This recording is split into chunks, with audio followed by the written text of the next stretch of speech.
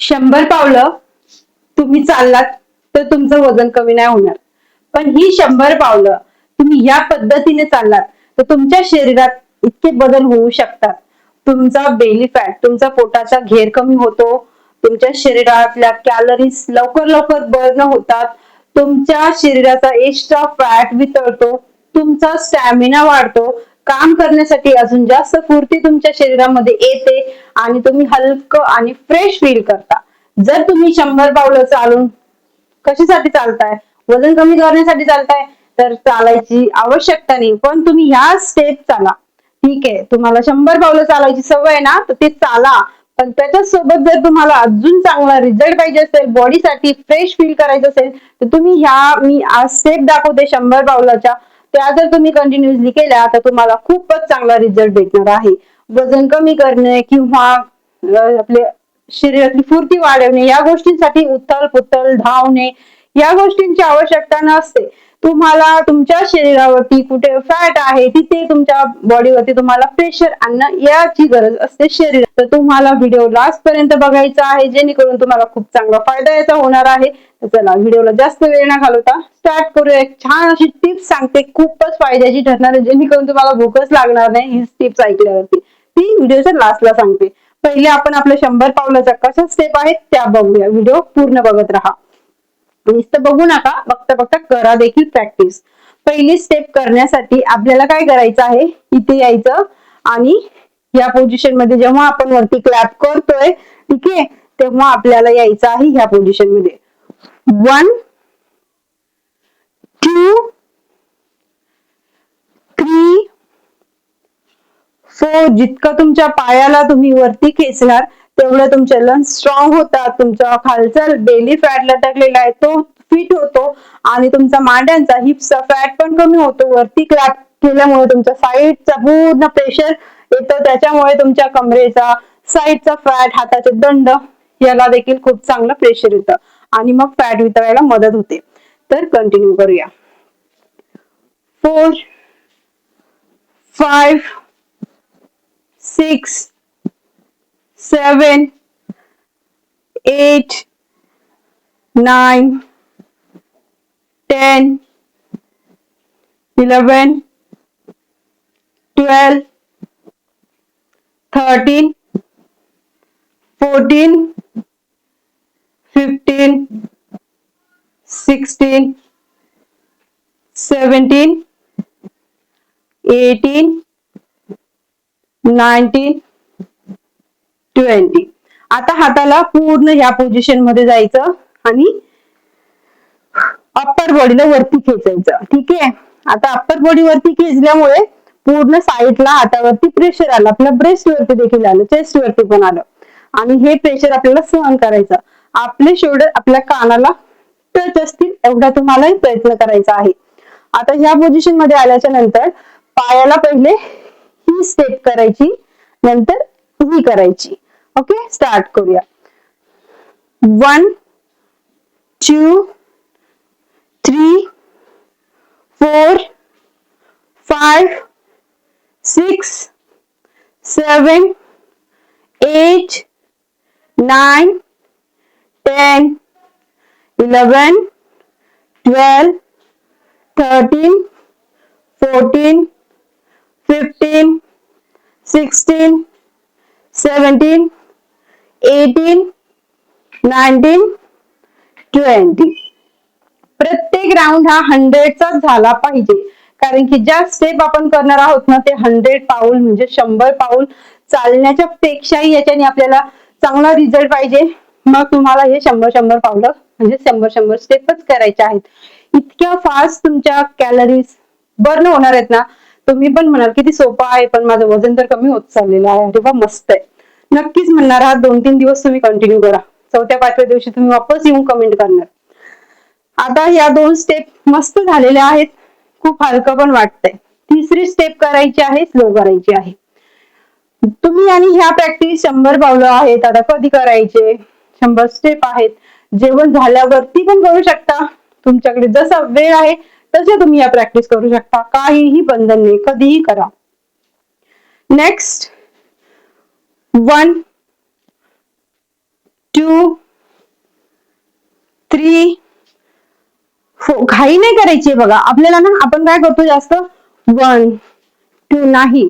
आपल्याला पूर्ण ब्रीदिंग पायाच्या बोटाला मागे खेचून पूर्ण असं इथे पूर्ण प्रेशर येऊस्तोवर 5 सेकंदाचा प्रत्येक आसन मध्ये 3 सेकंदाचा होल्ड हा झाला पाहिजे.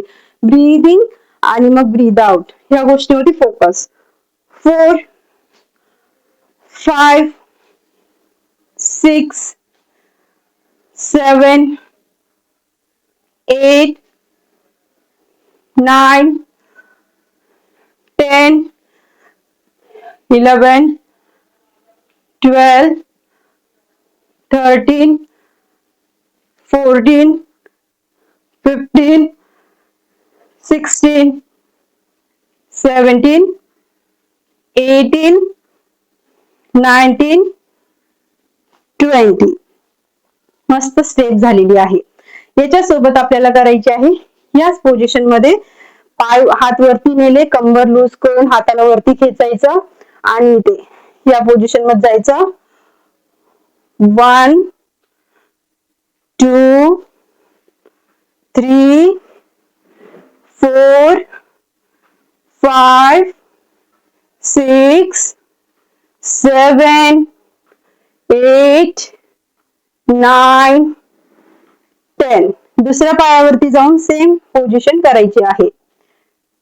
1 2 3 4 5 6 7 8 9 10. जेव्हा आपला पाय मागे जातो ना तेव्हा असं थोडस प्रेस करायचं पायाच्या पंजाला खाली, जेणेकरून आपल्या समोरून पूर्ण मांडीपासून पायापासून पोटापर्यंत कमरेपर्यंत प्रेशर येतं. घाई करून नाही होणार आहे ती गोष्ट. तर आता ही प्रॅक्टिस पण कम्प्लीट झाली. नेक्स्ट पूर्ण बॉडीचा फॅट कमी होतो. जेवण झाल्यावरती पण तुम्ही हे स्टेप आरामात करू शकता. 1 2 3 4 5 6 7 8 9 10 11. या स्टेप मधून तुम्ही हे पण करू शकता. 11 12 13 14 15 16 17 18 19 20. 1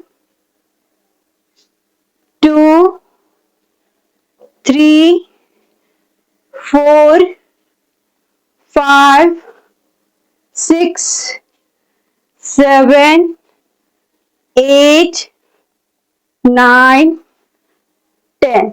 दुसऱ्या पायाला 1 2 3 4 5 6 7 8 9 10. बस 1 2 3 4 5 6 7 8 9 10. रिलॅक्स. आता इथे टिप्स काय करायचं आहे. या स्टेप जर तुम्ही जेवण झाल्यावरती करत असाल तर तुम्हाला जेवण कसं करायचं आहे. डाएट करायचा नाहीये, ठीक आहे. फक्त काय करायचं, जेवायचं आहे. इथे 3 ग्लास पाणी प्यायचं, 3 ते 4 ग्लास पाणी. आणि त्याच्यानंतर 1 प्लेट भरून सॅलड, 2 काकड्या, 2 गाजर, टॅमॅटो, कांदा, पत्ताकोबी मिक्स करायचं. पाहिजे तर त्याच्यामध्ये थोडस दही, चाट मसाला, जिरा पावडर ऍड करायची आणि हे पहिले खायचं. नंतर तुमच्या घरामध्ये जे तुम्ही बनवलेलं असेल ते तुम्ही खा.